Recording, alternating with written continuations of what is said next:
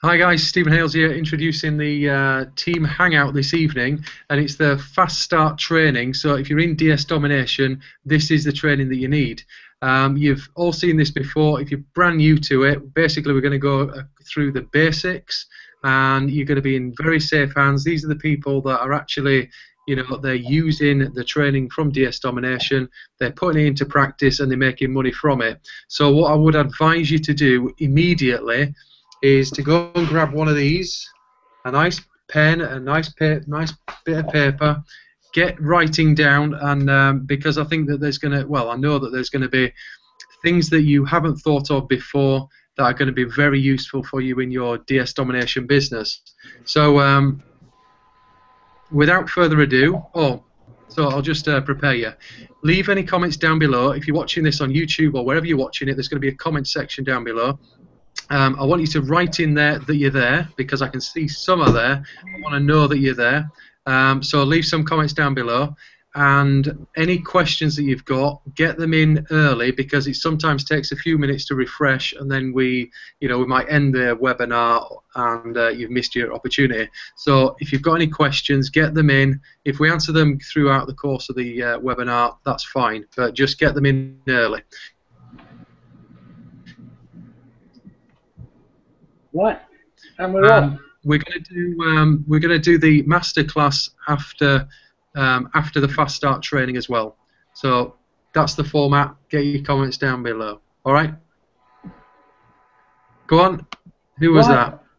Okay. Welcome everybody. Thank you to everybody for coming and giving up their time to come on this hangout, this panel for us. We've got lots of stuff to cover. So we're going to start with the getting started for the beginners. For a half hour or so, and then we'll go on to what would normally have been the masterclass on a Sunday night with our esteemed colleagues, Shelley and Kevin, Stephen. There's me and Laura. We're just our usual stuff, ain't we, Gil? We haven't got our third hand, Kelly, tonight, unfortunately, but not to worry. So we're going to kick off with a few of the questions we've already received. Don't forget, if you've got any questions, please just put them in, and Stephen will pass them on to us if we don't spot them. First one I got was the usual, what do I sell? Which we get every week. And every week we say pretty much the same thing. You just follow your training. You go into Amazon, you pick a random word, find an item, any item, it doesn't matter what it is, as long as it's over your £10 for your free postage in the UK, or over $35 if you're .com, which you should all be by now. Should all be on .com. You find your item, you search it on eBay, find someone who's selling it at a profit, and then you check their other items. Remember, when you first starting, you're looking for a good seller, not a good item. Once you found the good seller, then you can go on and see what items they're selling and find the best items, or the ones that you can make most profit out of, out-title them, undercut them if necessary, and list it and get your listings up. Your first listing is always going to be the hardest one if you've never done it before, but that's what you've got to do. You've got to find a good seller. Then you worry about finding good items. The next thing from there will be PayPal holding on to your funds. If you're very new and you've only just opened your eBay account, only just opened your PayPal account, it's like anything else. It's just like getting a credit card. They want to see your credit rating. They want to see how you work it, and whether you're responsible. It's the usual Tuesday night thing. I always get a ka-ching or something similar on a Tuesday night. I don't know why. PayPal holding funds. What do you do about it? Well, the first thing you want to do is, as soon as provided you've got the money to fund the item in the first place, you buy it from Amazon, you tick it's a gift, and you ship it out to the customer. Make sure that as soon as you get a tracking number from Amazon, you put that on the eBay listing. As soon as you get an email from Amazon to say it's been dispatched, within the latest 72 hours, you should be able to phone PayPal and say the item's been dispatched, it's been received. Hopefully you'll have got feedback, but even if you haven't, phone PayPal, let them see that you put the tracking number on, you can give them the tracking number, they can see for themselves that you're a responsible seller, and they will normally release your funds straight away. So you're looking at less than a week if you go about it the right way. I know some people can get it done earlier, but the worst way you're looking at basically is a week. Once, because once it's been dispatched, you've got a tracking number. Phone PayPal. We've said this every single week. If you phone PayPal or you phone eBay or you phone Amazon, all three of them are really, really helpful when you speak to them on the phone. If you speak to them nicely, they'll speak to you nicely. And I've never found anyone to be unhelpful on eBay, PayPal, or Amazon. And you can phone them 24/7. There is no office hours for this. You can phone them whenever you like. Amazon, I think, are absolutely amazing with their customer service. So that will sort out your PayPal, sorts out your first listing. Remember, you're looking for a good seller. Once you've found the seller, then you click on See Other Items, see what they're selling, click on Sold on the left-hand side, scroll down and find Sold Listings, and all their listings will come up in green that they've sold and the price that they sold at. The other thing to check that isn't actually in the training is if you find someone that says they've sold something, click on the date or click on the item and see when it was sold and how much it was sold for. Because although it might seem to have been sold cheap, or it might have been sold dear, it doesn't necessarily mean it's been sold recently. I think Kelly was saying last week she looked at someone's sold items and they hadn't sold that item for over a year, but it's still registered as having an item sold. I wasn't aware of it lasting that long. But, so click on Other Items. On the left-hand side, scroll down to Sold Items, find the ones they've sold, check them out, see if they're available on Amazon, out-title them, undercut them, list them. If you're really, really just starting and you've got limits on eBay, you might only have 10 listings, use them as quick as you can. The quicker you can use them, the quicker they're going to lift your limits, the quicker you can sell, and so on. It's like a snowball. As I said earlier, you should all be on .com now. The training actually says you start on .com, not on .uk. It's a comfort thing. We're used to it, especially if you've had an eBay account before. But even if you haven't, .com is absolutely no different. At the end of the day, the screen is the same. Amazon's the same. It's just you have more choice of items and more choice of buyers and more choice of sellers to spider. I think that will sort of cover that for. Does anyone want to add to that? Can I add? Go on, Lisa.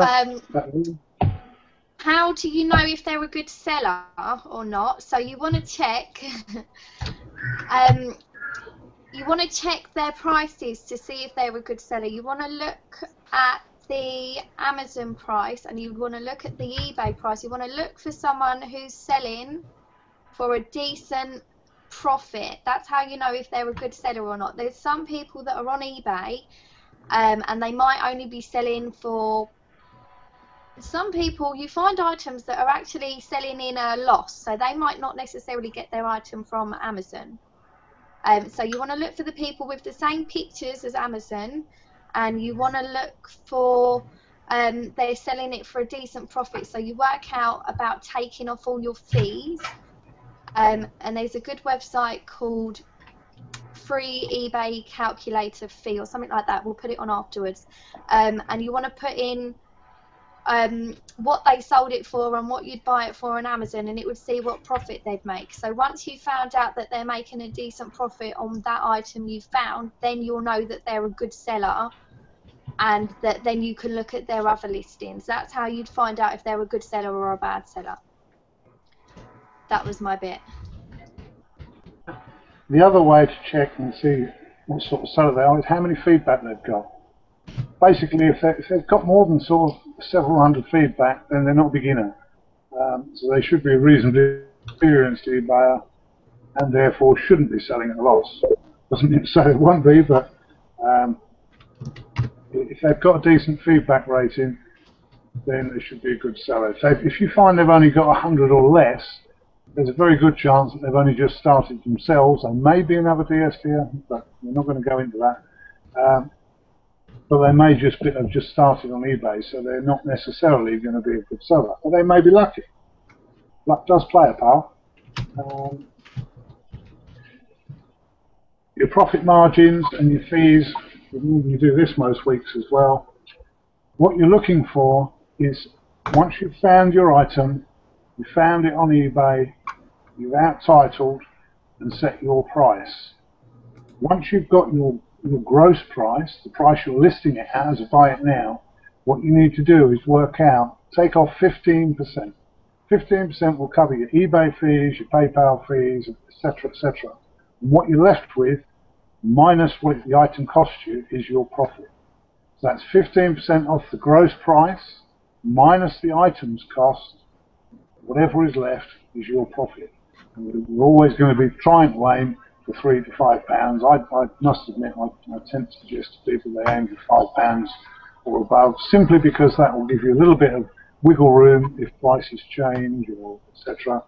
But I also know that people will also go out and sell and make 50p or a pound profit just to get their feedback up and to get their ratings, which was something else I was going to come on to, is on how you increase that, how you increase your feedback ranking, your feedback ratings, and getting recognition with PayPal.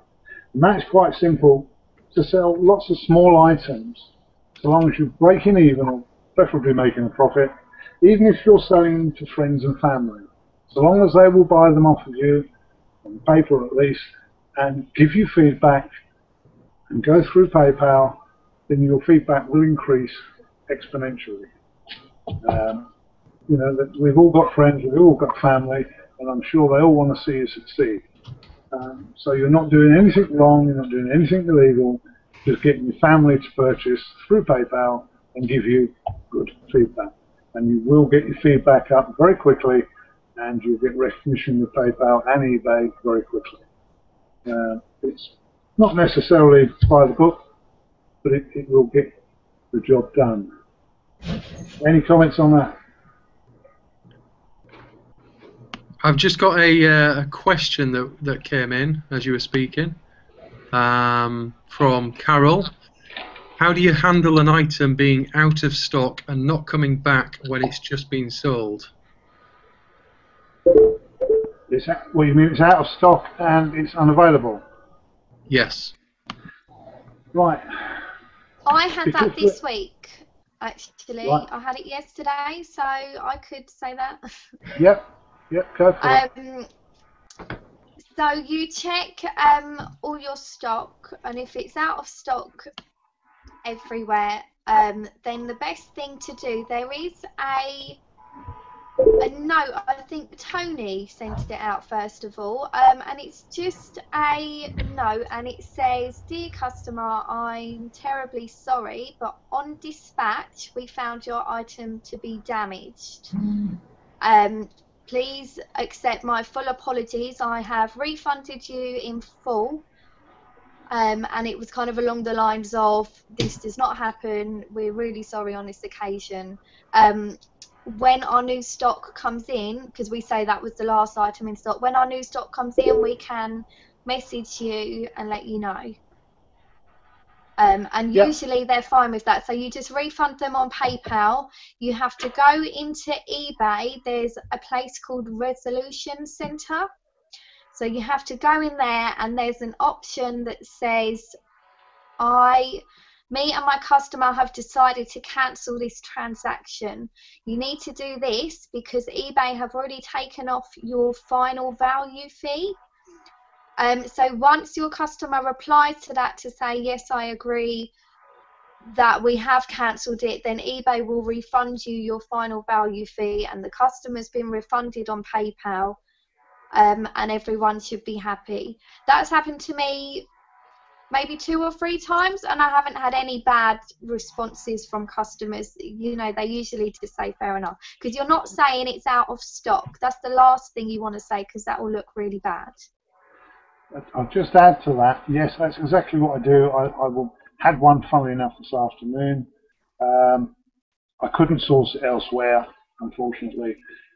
So I emailed them, and because I had got two up, and you can't very well say, well, your one's damaged, but the other one's not, I had to end the listing, and I emailed them, because the first thing I do when I get a sale is give them feedback, positive feedback, sort out the sale, the address with Amazon, etc., etc. As soon as I realised it was out of stock, I left them their feedback and then messaged the buyer and said, I'm really sorry, but upon dispatch I found the last two I had were both damaged. So I can't send it to you. I don't want to send you damaged goods. I do apologise. I've given you a full refund. As soon as I get some more in, I'll be quite happy to contact you. I've already left you positive feedback. Thank you for your custom, etc., etc. But I always let them know that I've left them positive feedback because they're more inclined to leave you positive feedback. I let all my customers know that I've left them feedback as soon as I leave it, just to encourage them to leave some back because they don't always do it, and they certainly don't do it very quickly.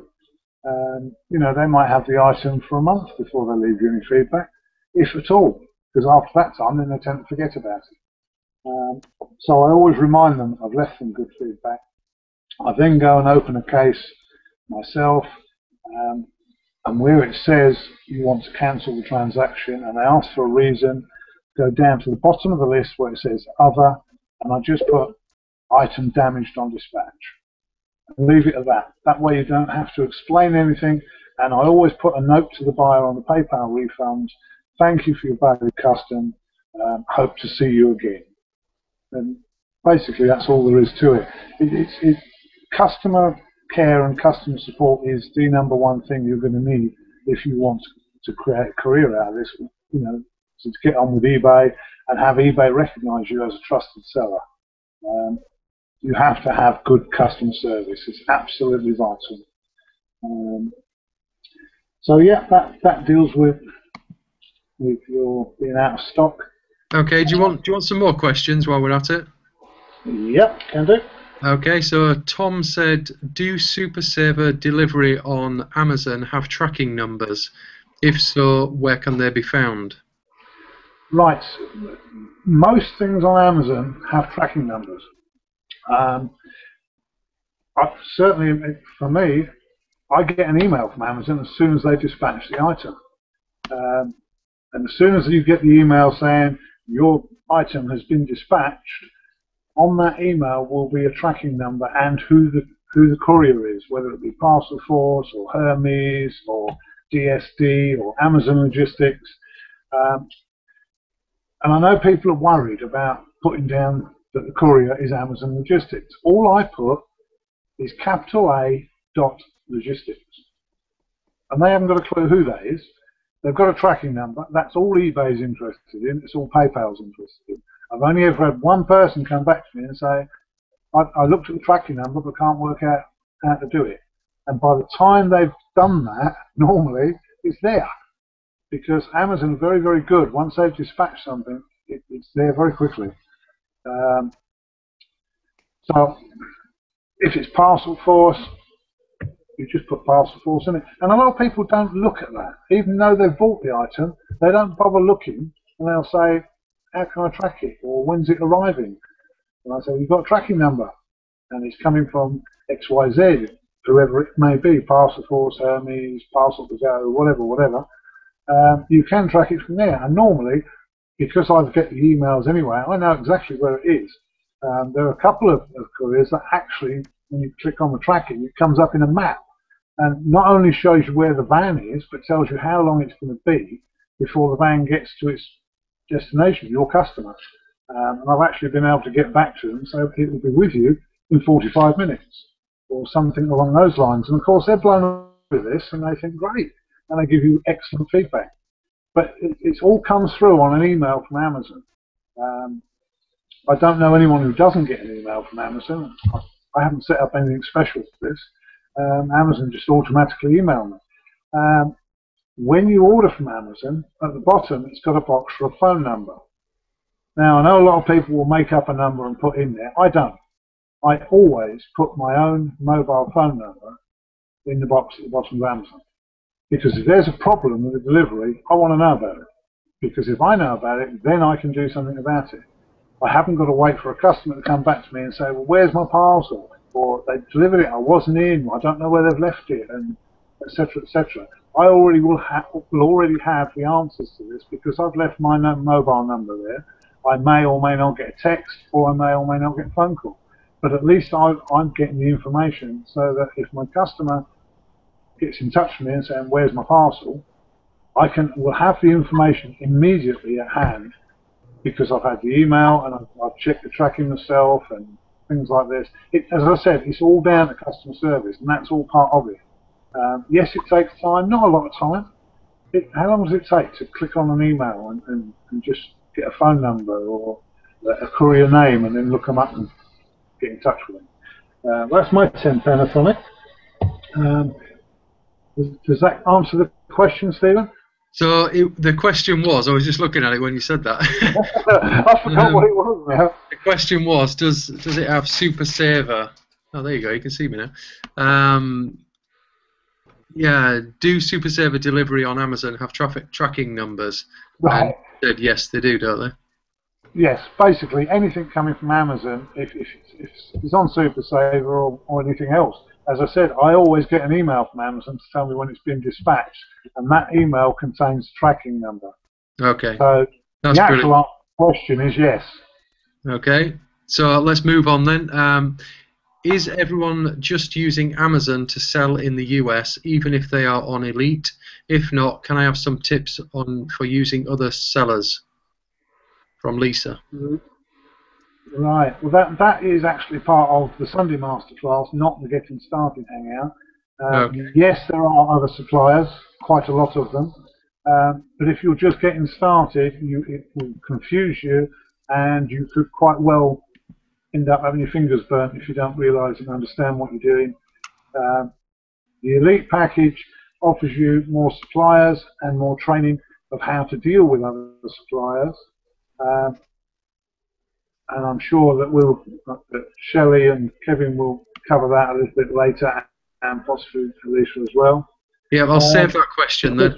I'll save that question. It's difficult, Stephen, because I don't confuse beginners in the first bit. Yeah, that's fine. That's fine. Yeah. So how do you tell them you've left good feedback? I presume that's just you send them a message.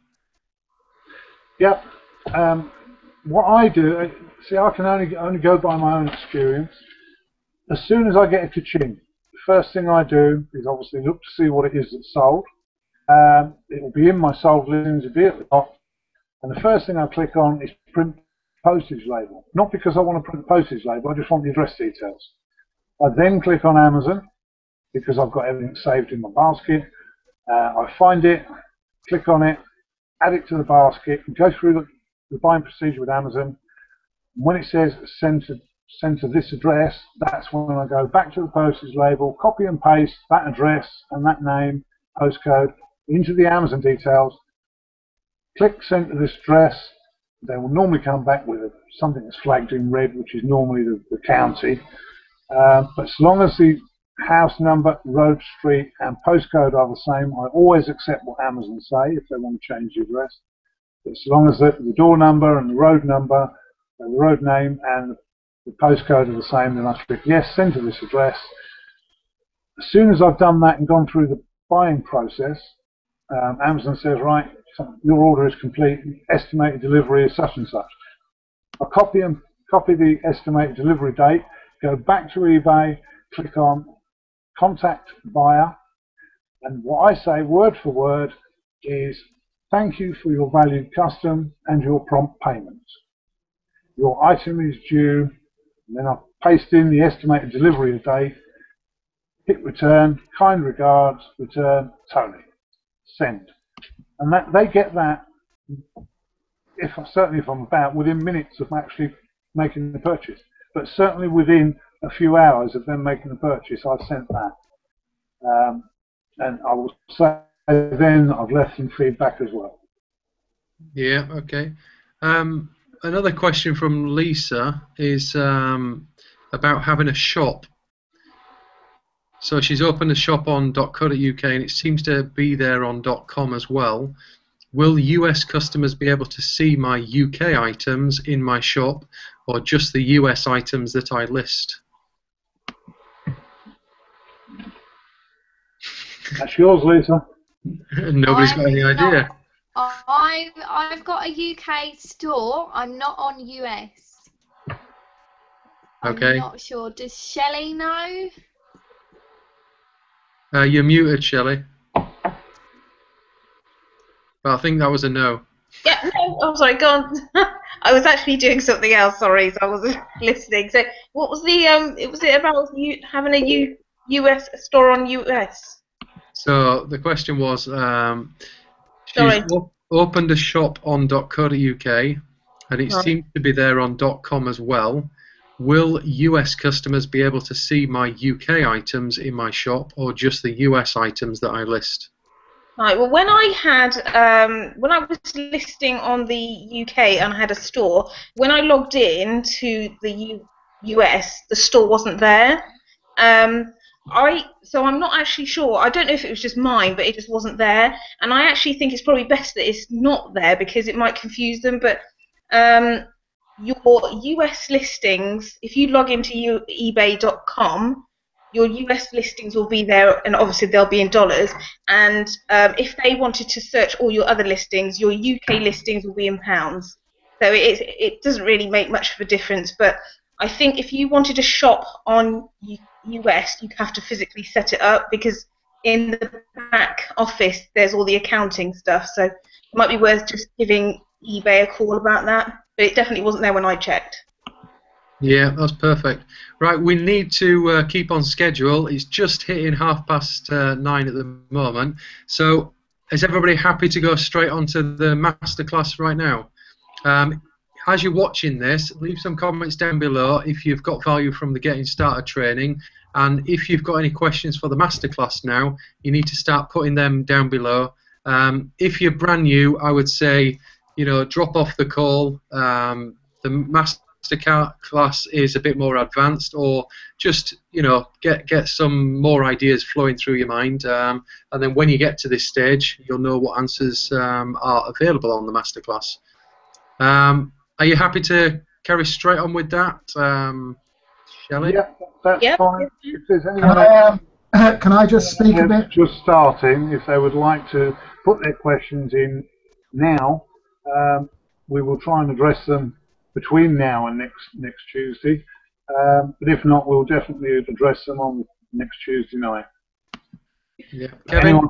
Anyone feel free to inbox myself, Kelly or Lisa on the Getting Started questions. She'll be more than happy to get back to them. Okay. Go on, Over Kevin. to you, Kevin.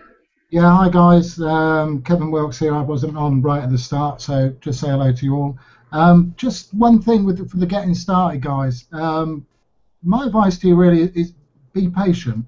If you watch some of the videos that Roger brings out and the guys from obviously DS talk about, they talk about a plan, and they talk about a 90-day plan, a business plan. It's not a case of joining DS, signing up, following the techniques that Roger gives you, and then think, that's it, I'm going to be selling products tomorrow, and that's it, I've cracked it, I'll have my income sorted out for the rest of my life.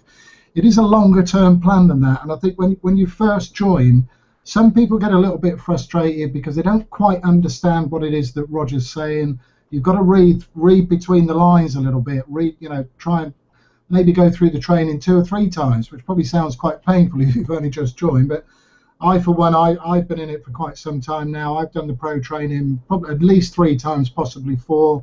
Every time I do it, I pick up something different. I get a different message from there.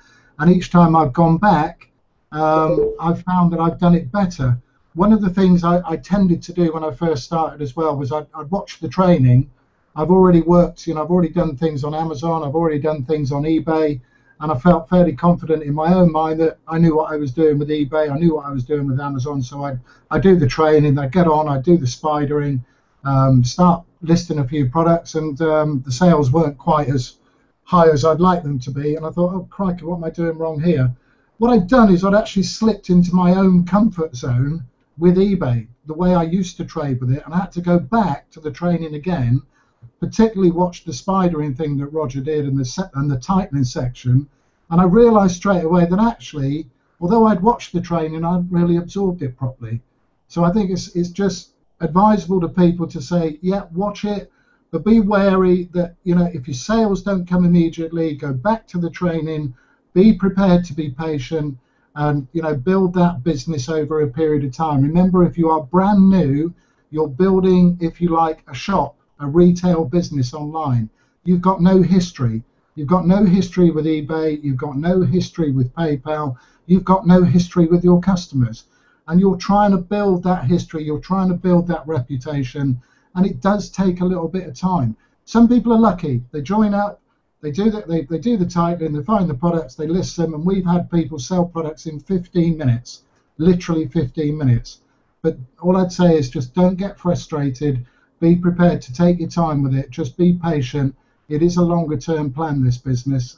In the masterclass here with Shelley now, and obviously Lisa and Stephen, I've got a screen I want to show you how DS is a progressive business, how it builds over time, and so on. But that's just for you guys, little bit of advice that I hope helps you. You get down a little bit sometimes. I would advise you to go and watch the live training that Roger's got in the back office, because one of the major comments is, I can't find anything, which we find frustrating. I was going to say amusing, but not amusing, because we want everybody to make money. Find it a bit frustrating because, in fact, if you go and watch the live training, people throw a word at Roger, and within 3, 4, 5 minutes, he's found a product. That's it. And it kind of gives you a lift, and you think, do you know what? It's got to be something I'm doing wrong, because he's done it there. I went over to Vegas to meet them, and name dropping here, obviously. I went over to Vegas and meet them and saw the event, and Roger picked up a plastic football, kicked it into the crowd, and I can assure you he's not a professional footballer. You can tell by the build of him. It landed randomly in the crowd, and the lady who caught it just shouted a word up to him, a random word. I can't even remember the word now. And again, within 4 or 5 minutes, he showed them. He found a product online. So if you follow the techniques exactly how he says, and you do aim for .com, I don't think there's any harm in doing a little bit of UK. I think the big businesses on .com, there's no harm in doing a little bit of UK, because we're comfortable there. You know, you want to do some stuff that's comfortable, start doing .com. You'll get more comfortable. When you feel more confident, you might even look back one day and say, well, I don't do UK at all now. But there's no harm in doing it to start with. But so, you know, that's just a bit of advice for people on the getting started. As Stephen said, we're going to move a little bit more into more technical areas now. If you're just starting out, some of these things will help you. They might confuse you, and we definitely don't want to confuse you. The object of DS is to start at the pro level. Everything is designed, it's very cleverly designed so that you learn the process one stage at a time and then work your way through the business. If you want to stay on, obviously, and you're just starting out, by all means do, but don't make this too complicated for you. You know, get back to the training. That's where it's at for you. That's where you're going to pick it up. So yeah, over to the masterclass as such. Can I just jump in and say, Kevin, what a lovely T-shirt you've got on. Oh, thank you, Stephen. This is part of, actually, we have a master plan. Oh, Shelley's laughing at me. She won't let me get the T-shirts out of the box, which are even nicer, I think.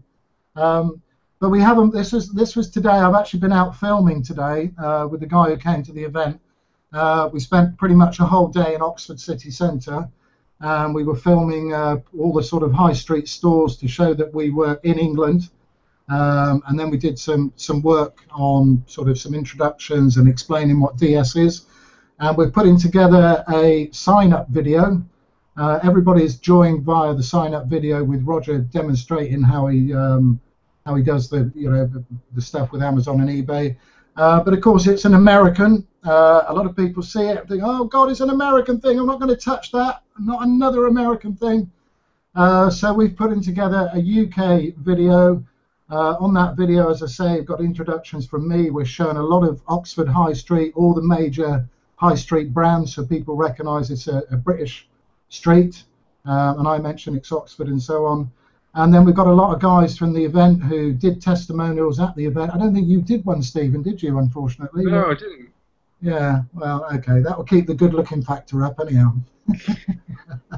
And we've got a lot of testimonials from people who are at the event who are going to come on and sort of endorse it and say, yes, I do it, I make money from it.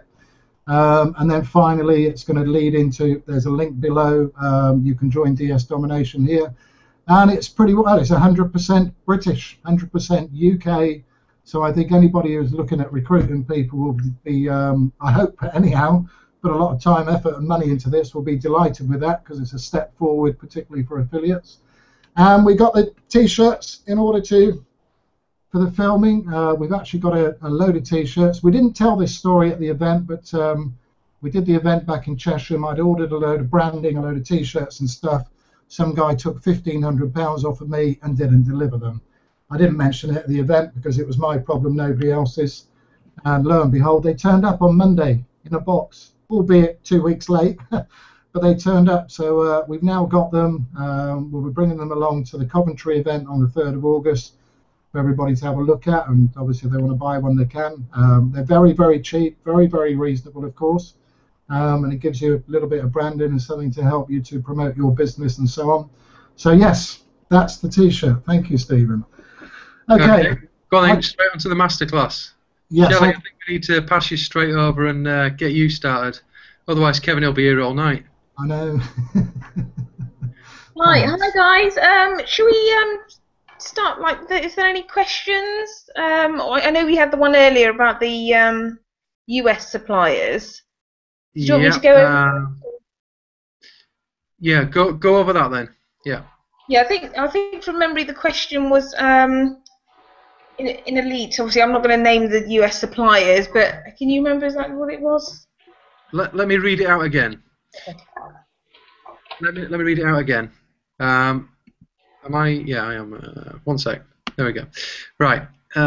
Is everyone just using Amazon to sell in the US, even if they are on Elite? If not, can I have some tips for using other sellers? That was from Lisa. All right. Yeah.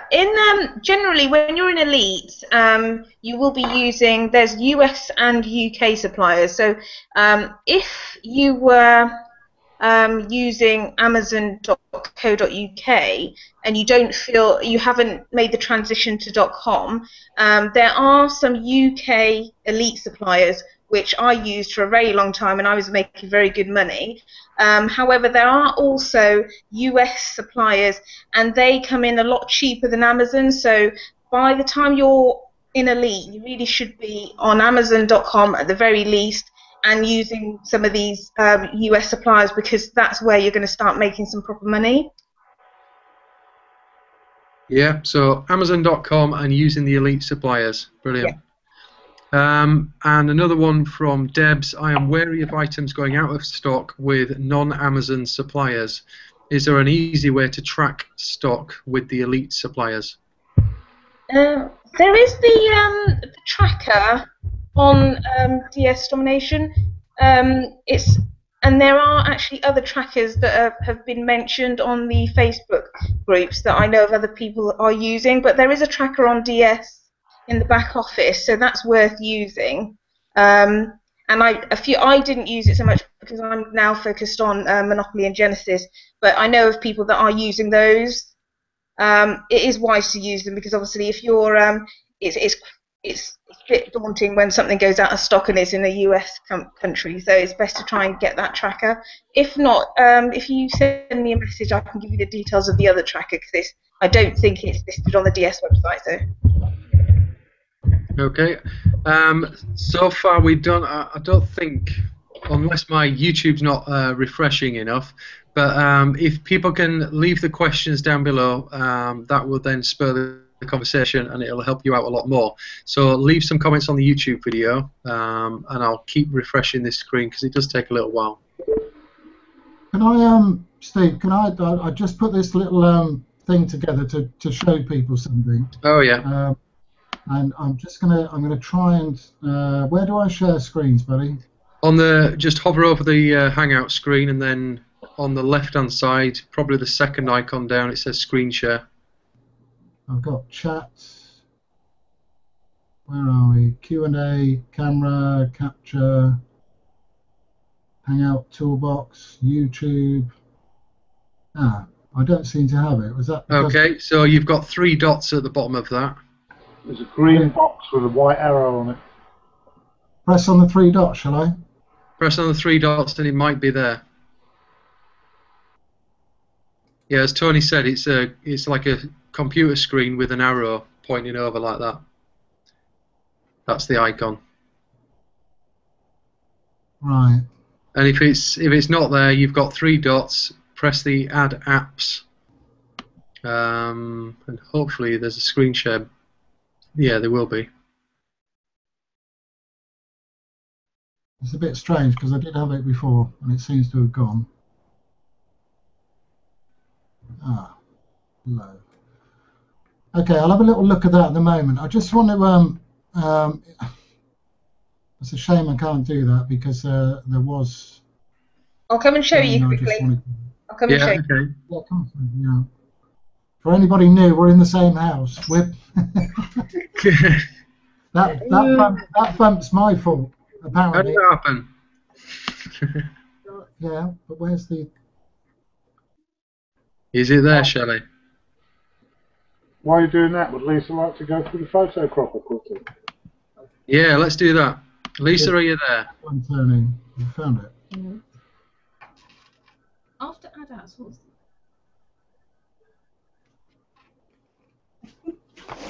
Hello, sorry. Yeah, Lisa.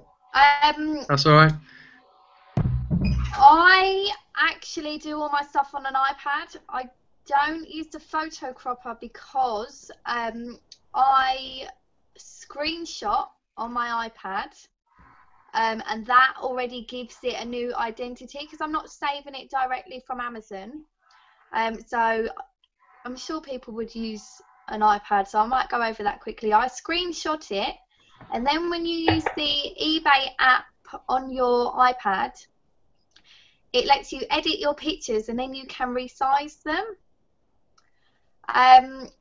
So you just screenshot it and then upload on your eBay app, and then resize them, and that will cut away all the Amazon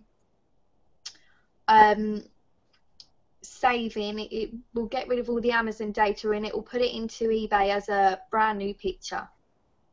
And also, while we're talking about things like getting rid of Amazon tags, when you're copying and pasting your description from Amazon, it's a good idea, because you don't want eBay to think you've copied it from Amazon and pasted it into eBay, because they can tell them kind of things. If you copy it and then paste it into WordPad and then save it and close it and then open it up and go back into WordPad. Also, if you add a few extra words in your description as well, just a couple of words, so that when you go into eBay and you paste it in, you know that nobody else on eBay has got that exact same description as yours. Because a lot of people might be copying and pasting directly from Amazon into eBay, and so a lot of people might have that same description. But if you add a few words that might differ, I mean, make sure it's relevant to what you're saying, or what you're selling even. But then you know that that description is going to be the only description, more than likely, on eBay, so that they'll have you as a standout item, and that you're new and you haven't just copied that from another website. And then that will bump your listings up higher on the search results on eBay. One thing that I noticed on that was that if you don't go into WordPad or Notepad, it's the same thing, different computers. Some of these suppliers leave like the link, the actual item, and I've seen listings that people have left the link in there, which is quite bizarre. You know, giving away your source like that. So what that's doing is it's a cookie, and it's just tracked. So you've copied it out, you've put it into Notepad, and you'll see it underneath the link. So you just want to take that out. Just make sure. Read through your description. I guess that's very important before you upload it. Mhm. So, Tony, we've got... okay. Tony, do you want to address these couple of questions that you've got? Yeah, I just reminded myself that it was something I wanted to tell everyone, whether it be just getting started, whether you're on Elite, Unleashed, whatever. I had a conversation with eBay this week, because I was in talks with a company that wanted me to list all their products, which was nearly 500 products. And I was speaking to eBay about it.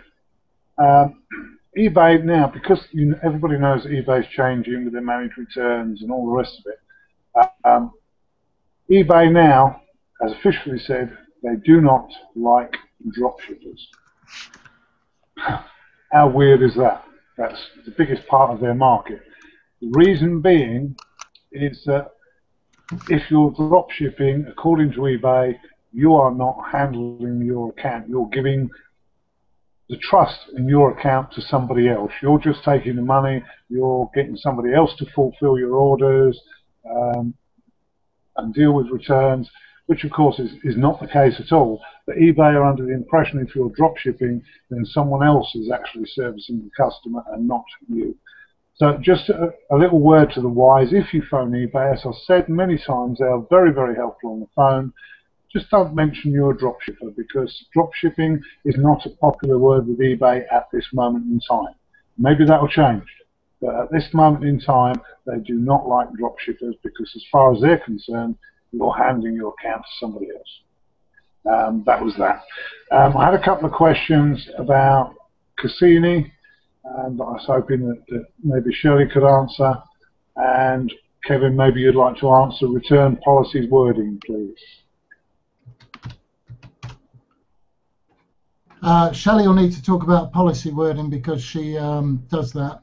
Interestingly, Tony, I hear what you said, but interestingly, when I was in Vegas, one of the guys there was very closely connected to somebody in eBay, and they had quite the opposite. You speak to somebody on a desk, there's quite a big bunch of staff there, and they had quite the opposite, that they fully endorse dropshippers, quite happy with them.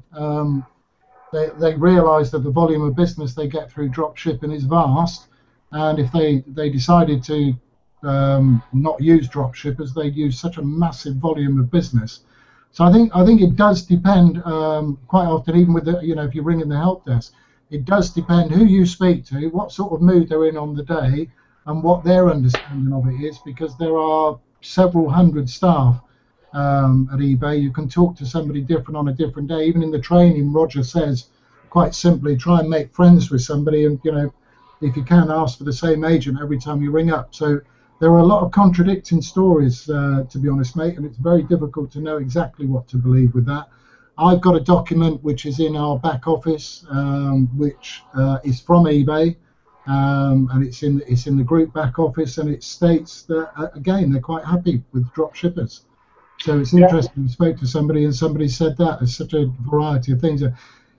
It's very easy for somebody to hear something, and then it's like the returns policy. As soon as they adopted that, a couple of guys were all over the internet saying, "That's it, DS Domination is ruined. It's never going to be any good."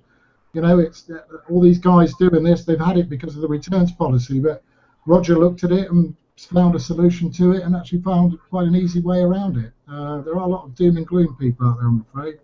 Yeah, I'm not disputing that. I was just passing on exactly what was said to me from eBay in the last week, because we all know that eBay is changing, and I just thought it's just as easy just not to mention that you're dropshipping. Yeah, I'd agree with that. I'd just avoid. Yeah, you don't need to say it really. Other than that, no, I totally agree. I'm just saying, just drop the word dropshipping when you speak to eBay. One of the questions that we had was about Notepad and WordPad. There is an alternative if you've got a MacBook, which I've got, MacBook Pro. Get Text Edit. You've got it on, I think it's installed as default on your device anyway. So Text Edit is the one that I use. Do you want another question? I've got a quick one on the elite suppliers. I can't get the pictures to go through the photocropper as it won't accept them from the other suppliers. Will that be an issue? I would say not if you learn how to do a screenshot, because you can screenshot anything and you don't have to right click and save it. Shelley? Yeah, you can also... Can't hear you, sweetie. I've Yeah, you unmuted. can, yeah, you're on. I'm assuming that person's using an iPad. Is that why they can't...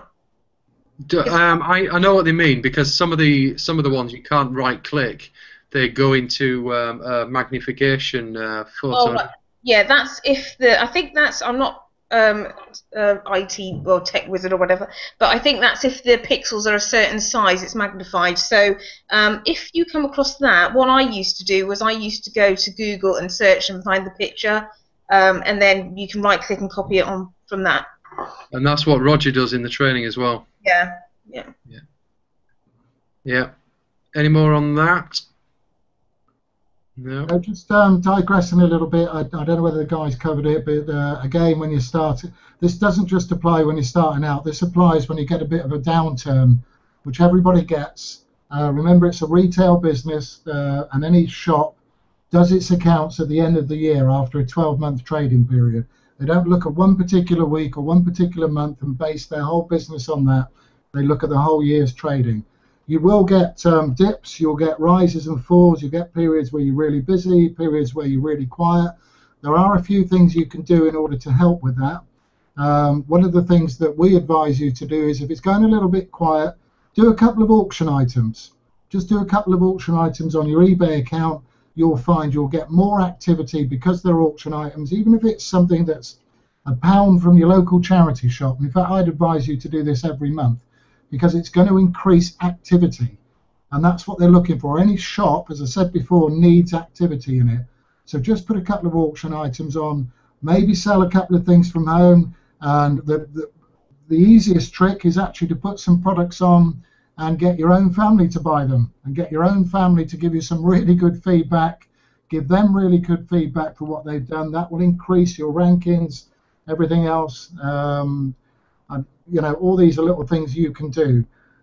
Just moving along a little bit towards sort of the masterclass things, if we can talk a little bit about Cassini, because we've done this in the past, and some guys, obviously we've got a lot of guys now who are starting to understand what Cassini is all about, what you can do to improve your listings again, to get your rankings up on eBay. Cassini is eBay's search engine optimization, basically. It's judging you, it's ranking you, it's deciding whether you're any good, like any other website out there. It's looking for particular things. If you start to understand Cassini a little bit, you can improve what's going on. So I'll pass that back to Shelley, because she's obviously, there's a few things that she does in order to help, which are sort of Cassini based. So Shelley, if you want to talk about that a little bit, honey. Yeah, one quick thing I just thought of. So in the early days, when you listed an item and it came to its 30 days, we were told to relist. Now it's slightly different. If you sold the item, you relist it. If you haven't sold it, you sell similar. I think it's in a similar sort of place, but if you've sold it, relist it, because obviously it's ranked high. And if you haven't sold it and it's come to the end of the 30 days, do sell similar, and maybe make a few changes in the title and the description so it's classed as a new listing. But it just means you don't have to retype the whole thing again. And the reason for that is that over that 30 days, Cassini has been looking at your item, it's been tracking it, it's been adding sort of algorithm to it. I don't know if that's the right word, to be quite honest, but it's been adding coding to it and so on. And at the end of the 30 days, or when you sell it, if you relist it, as far as Cassini is concerned, it's a brand new item, even if it's the same product. Is that right, or is it the other way around? If you sell similar, it's a brand new item. Is that right, Shelley? Yeah. And that's the reason for it. So it looks at it and goes, look, new content. I love new content. So you basically, by selling similar, you put new content in. If you just relist, it's been tracking that product for 30 days or whatever, and it's the same item coming back on. It's put a little bit of coding onto your onto your item, and it looks at it and it's sort of, well, it's the same thing again. This is a little bit boring, you know, because Cassini wants new content basically. So that's one of the reasons you do sell similar as opposed to relist. So you just want to clarify that again, Shelley, the difference between the two? All right, yeah. So if you've got something listed and it's sold, and maybe relist it. If you've got something listed and it didn't sell, you do sell similar. Another little thing I find quite helpful is if you have various price ranges of items. So maybe have your items under £50, have items between 50 and 100, and then have items 100 plus, because it just it varies your account, and you're not then seen by eBay to be someone that just sells under £100 worth items. So that also helps as well. Okay, and regarding the photographs again, a lot of people who first join, I don't think Roger mentions it in the training, they get one picture, they put one picture up, and that's changed now, the theory on that has changed. So do you want to talk about that, Shelley? Lisa, did you want to talk about that? The photos, what we're doing now? Yeah, can do. What you want now is we want 3 photos at least, because it puts your results higher up the listings. I know a lot of Amazon has only 1 picture, so like Shelley said earlier, it might be worth Googling that product and you might get more pictures, maybe views from the side or views of it in the box, but if you've got 3 pictures, it will definitely help Cassini promote your product over other people's.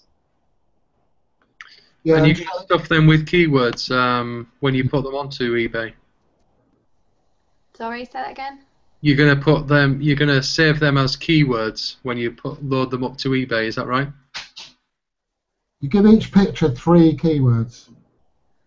Oh, that's with the cropper. I don't use the cropper. Does Shelley? I think Shelley can do yeah, that. I don't use the cropper, but when I save the picture, I still save it as 3 keywords. And if I've got 3 pictures, I'll vary the keywords. So I'll have, within my pictures, I'll have loads of different keywords. So some of them will get found or things. Can I just clarify, we don't use the cropper. Do you use something else then?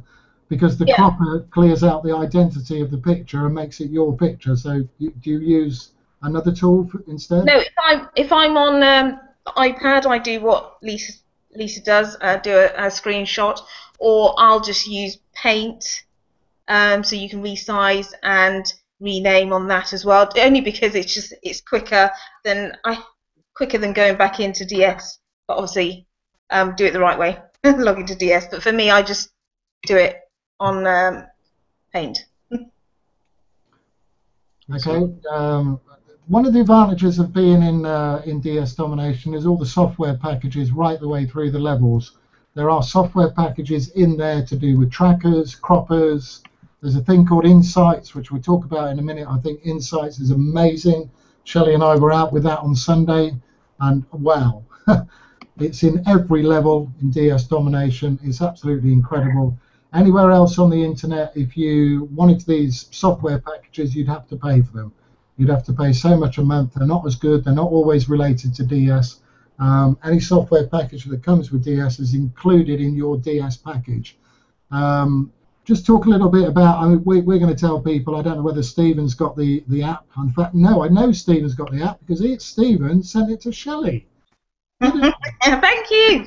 I don't know if Stephen's been out with it as well, but we went out on Sunday and we had a fantastic time. We probably spent 4 hours in one shop.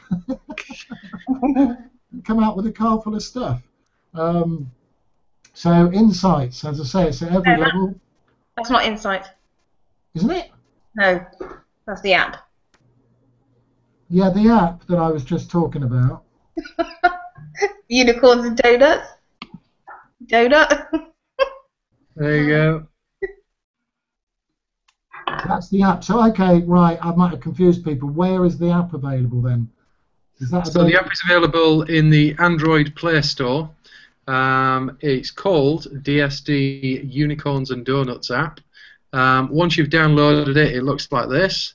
It gives you a screen here. It gives you only 2 options on there. So you can start scanning. If you press the start scanning button, it comes up and it's got a box there, and it's basically looking for a barcode.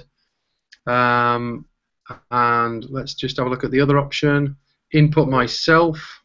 So the other option is this, input myself. It gives you enter the barcode number and enter local price. Once you've entered these, or the barcode has searched and found a barcode, you then press this button. I can't even see where I'm pressing here. Yeah. You then press this button, and it's the Donuts versus Unicorns button, and then it goes off to Amazon and checks that price, and then it comes back with comparing your price to the Amazon price. And then it gives you a saving if you were to take your fulfillment by Amazon fees out of it, how much profit you would make. So the best way to search for that app is to type in DSD into the Google Play Store. You must have an Android phone at the moment. The Apple version of it is coming out shortly. I heard that Hitesh was having some messages from Apple saying that it's on its way, it's imminent. But at the moment, type in DSD into the Google Android Play Store and just look down the list. I don't know what number it is at now, but it was at 40 when I got it. So there you go. Okay, so we've covered Cassini a little bit. Was there any other topics on Cassini? Returns policy with Cassini. Am I right in saying that the standard returns policy is 14 days, but actually it is better if you offer a 30-day return? Is that right, Shelley? Lisa? Yeah. Cassini prefers that if you can offer a longer return, so 30 days. And I know for some of the items, it's not. They don't actually offer a 30-day return, so be a little bit careful. Look at the suppliers and see what their return is. If you can get the return date up, then again eBay will prefer that if it's over a longer period. Okay. Just going to talk about the. I'm just going to talk about the returns a little bit because a few people will know that come the. Is it the 20th of August? Shelley's laughing. I don't know what she's laughing No, at. I was trying to see the. He's laughing at me because I've just typed in DSD into the Google Android Play Store and it's number 1. So that's dead easy to find. Brilliant. All right. Carry on. Thank you. Yeah, the returns. We all know there's a button coming up. Is it the 20th of August or something? And it's going to be added to every eBay account so that the customer can just click on the button and can have the product returned through a very simple process. It's made it a lot simpler for the customer. Again, we've seen posts out over the internet. DS is ruined because of this returns thing. It's amazing how dramatic some people are. What Roger has done in the States is they're setting up a warehouse in Tennessee. And all the returns, because you're going to have a problem where if you're selling sheds, garden suites, whatever, sofas, you're going to have a problem where if you're returning those products and you live in a 2-bedroom flat on the 4th floor, you're not going to be able to handle the return of a sofa or a shed. So they've set up a warehouse in the States and all the returns can go to there. So another reason really to start trading on .com because it makes your return policy a lot easier. If you're in the UK and you just want to trade in the UK and you just have this resistance to .com and don't want to do it, then we've got to sort of respect your decision.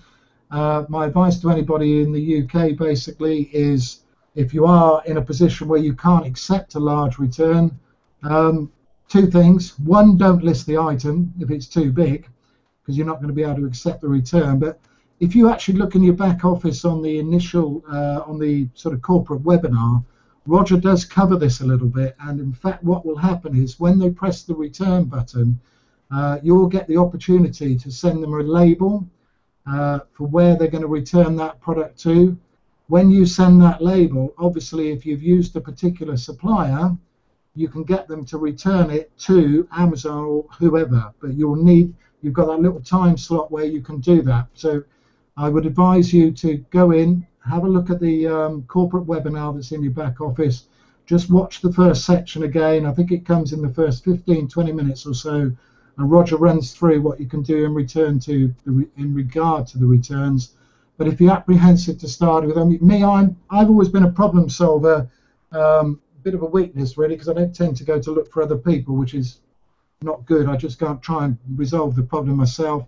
If I lived in a situation where I couldn't handle a large return, I'd be walking up and down my street, finding my nearest neighbour with a double garage or a single garage, and just, you know, if there was somebody I knew, obviously not a complete stranger, and just approach them and say, look, I do this business. There is a chance I'm going to get 1 or 2 returns, which are quite large items.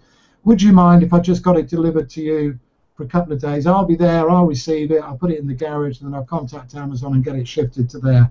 That's another way around it, is just to find something local. But in general, if you want to keep your life simple and you want to sell bigger products, go on to .com and do it, and use the facility that's supplied by DS Domination and the team. Or if you want to stay in the UK, just sell smaller items. Sometimes small is beautiful, isn't it, Shelley? I'm not very small at the moment.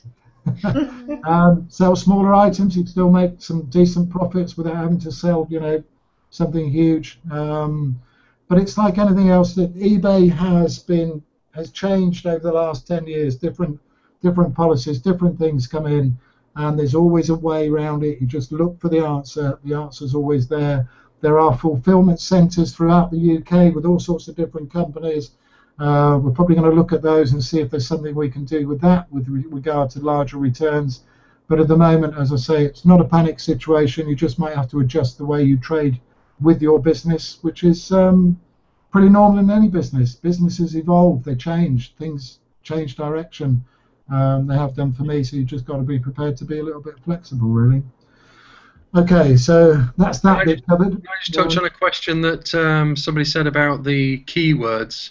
They didn't quite understand the keyword situation. So very simply, you've saved a screenshot or you've gone through the photo cropper and saved it to your computer. You then want to upload that one picture back up to eBay. So to do that process, you want to look at some keywords which are garden, something else. Wooden. Big keywords. What is it? Wooden. Oh. Wooden? Yeah, that's it. Wooden garden bench. There you Wooden go. garden bench. So there are your 3 keywords. So just save it as wooden garden bench.jpg, and that is as simple as it goes. And then you just upload that picture to eBay, and you've got that picture saved with your keywords as the tags on there. Yeah. Would you anything to add to that? Yes. Go on, Shelley. Oh no, some people say make the keywords the first 3 words of your in your title. But I think if you're uploading 3 pictures, as long as you've got a selection of different keywords for each of the 3 pictures, then you're gonna cover yourself. Yeah. Yeah, that was pretty much the same thing I was going to say. It's 3 pictures. If ideally you've got that slot at the top with titling, they're saying fill that space up with keywords. Ideally 9 words. Not necessarily going to work out that way. And then select those 9 words and use three of them to name each picture. Not the same 3 words. Use the 9 words, 3 lots of 3 to name each picture. The most important keywords are the first 3. That's the first 3 that eBay is going to see and Casino is going to see. So the first 3 are the most obvious ones. So if it's kitchen, dining, table, and then you're going to go wooden, whatever else, you know, things to do with kitchens and so on. Obviously there are title helpers out there and so on. But if the main 3 words are wooden, kitchen, table, they're the first 3 words you put up, because they're the first 3 words that are going to be picked up by Cassini in order to rank you, and then you use the other words later on in the description. Okay? Does that make sense? Yeah. Just to me. Yeah. Where do you get details of the US warehouses? By joining Elite. Oh, what, the DS ones? Yeah, the DS ones. Oh, right, okay. Well, that will come from Roger. It's in Tennessee. I don't think it's quite open yet. I mean, don't forget this. The returns button is not actually being launched until the 20th of August, so they're still working on it at the moment. But when the button goes live, they will let everybody know where the warehouse is, and you'll basically, when the customer presses the returns label, it will be that address that everything gets sent to, and then DS will handle the return from there. I don't think it's a major thing, because I mean, I know people who've traded for quite a while with DS and never had any returns. I know people have had very few. I don't think we should dwell too much on it. It's just being able to overcome the problem as and when it arises. So yeah, those details will come up. They'll be supplied to us by Roger, Kevin, and Nitesh. So if you've got any other questions, you're watching this, any other questions, very quickly, because I think, are we nearing the end, Kevin? We need to get more questions in if you want them answered. Yeah, it's 20 past 10. We would normally have, Arabella on here as well on the masterclass. Couldn't make it on Sunday because we had a technical hitch. We just couldn't get the thing up.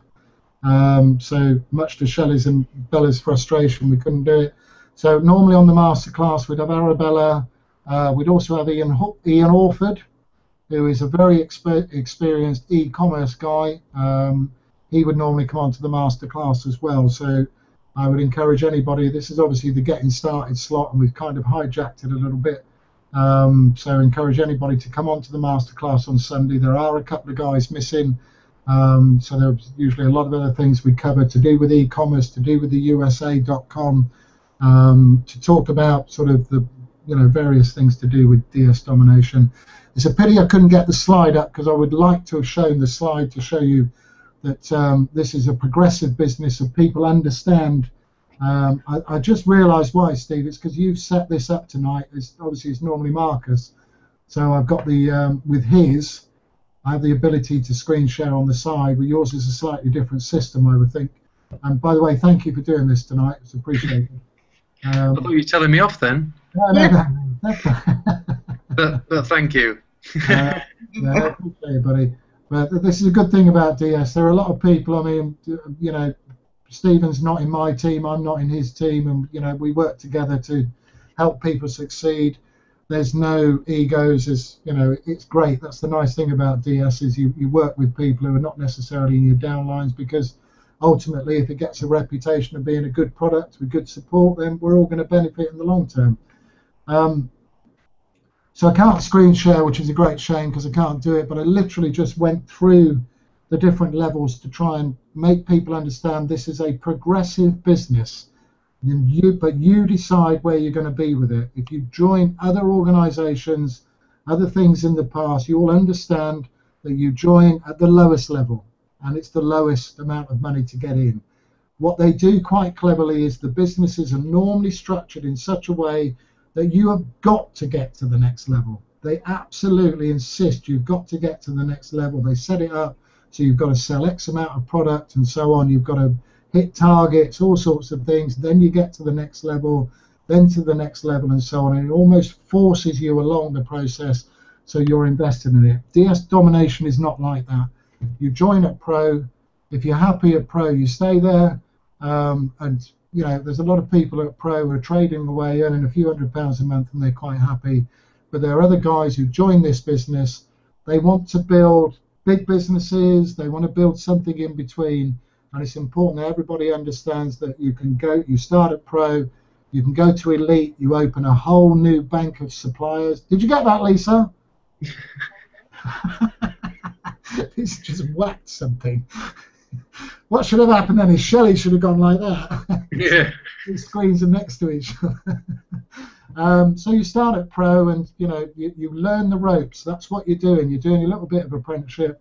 You got to elite. You've got a whole bank of new suppliers. You've got new software in there which you can use. We teach you at elite how to trade on Google, because in pro you're doing it on eBay, but how to sell products on Google at the flick of a button. You can literally flick everything over and be selling it on Google. You've then got Unleashed, which is the next level. And Unleashed, you've got coupons, vouchers, discount situations, which you're being taught about. More USA suppliers. Shelley and I have been in discussions with Hitesh, and we know for a fact there are more UK suppliers coming to all the platforms. Definitely, there are more UK suppliers. And then once you're happy with that, you can progress to Monopoly. In Monopoly, you can literally monopolize a product and be the only person selling it on Monopoly through the processes that you're taught. And then the very top level is Genesis.